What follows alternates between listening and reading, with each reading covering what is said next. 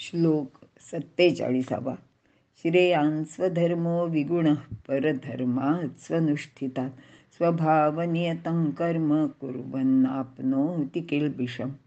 अर्थ: उत्कृष्ट रीतीने आचरलेल्या परधर्मापेक्षा गौण प्रकाराने आचरलेला स्वधर्म श्रेष्ठ आहे. कारण स्वभावतः विहित असलेले कर्म करण्याने पाप लागत नाही, असे भगवंत अर्जुनाला सांगत आहेत. विवरण पाहूया.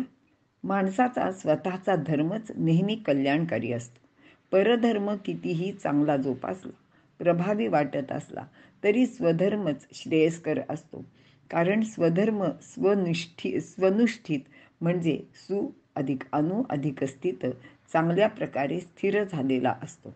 म्हणजे आपल्या शरीरात किंवा आपल्या देहात किंवा मनात हा जो स्वधर्म आहे हा व्यवस्थित रीतीने स्थिर झालेला असतो. शिवाय स्वधर्म स्वभावानुसार उत्पन्न झालेला असतो. त्यानुसार कर्म करणे म्हणजे स्वधर्म होय. येथे हिंदू, मुस्लिम इत्यादी धर्माबद्दल सांगितलेले नाही. कारण एकतर गीता ज्यावेळी सांगितली त्या काळात असे धर्म अस्तित्वातच नव्हते, तर स्वभावजन्य धर्माबद्दल सांगितले आहे. येथे स्वभावानुसार म्हणजे ब्राह्मणाचा, क्षत्रियाचा धर्म सांगितला आहे. धर्म म्हणजे आचरण करण्याची रीत, अगर पद्धत.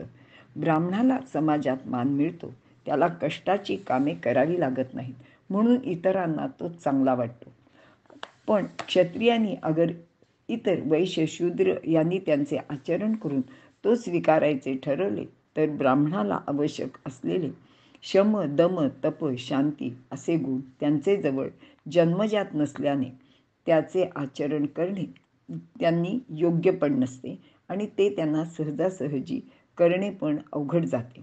अर्जुन रणांगण सोडून भिक्षा मागणे चांगले असे म्हणत होता. म्हणजे एकेपरीने तो ब्राह्मण होऊ पाहत होता. पण त्याने तसे केले असते तर त्याचे अकल्याणच झाले असते. त्याची कीर्ती गेली असती.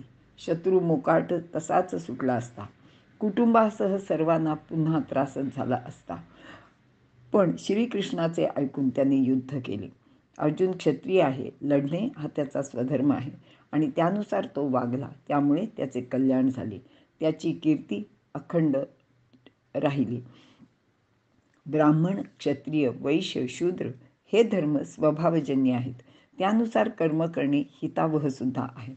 त्यामुळे आपल्या हातून पाप घडत नाही. रणांगणावर शत्रूला ठार मारणे हे पाप नाही. याचप्रमाणे इतर ब्राह्मण, वैश्य इत्यादींनी आपल्या स्वधर्माचे पालन करावे. दुसरा धर्म कितीही चांगला वाटला तरी त्याचा स्वीकार करू नये. अशाच प्रकारचा उपदेश भगवंतांनी 3ऱ्या अध्यायात सुद्धा पुढील श्लोकात केला होता. श्रेयान् स्वधर्मो विगुणः परधर्मात् स्वनुष्ठितात् स्वधर्मे निधनं श्रेयः परधर्मो भयावहः. स्वधर्माचे आचरण करताना जरी मरण प्राप्त झाले तरी ते श्रेयस किंवा कल्याणकारी असते, असे भगवंतांनी अर्जुनाला सांगितले. इथे आपण थांबूया.